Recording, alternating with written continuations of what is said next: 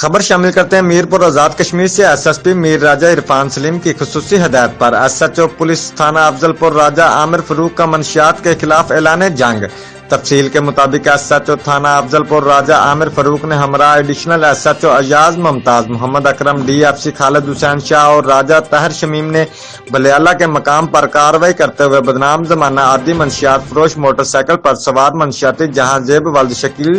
سکنہ میرپور کے قبضہ سے 840 گرام چرس برآمد ہونے پر گرفتار کر لیا اور ملزم کے زیر استعمال موٹر سائیکل ضبط کرتے ہوئے ملزم کے خلاف مقدمہ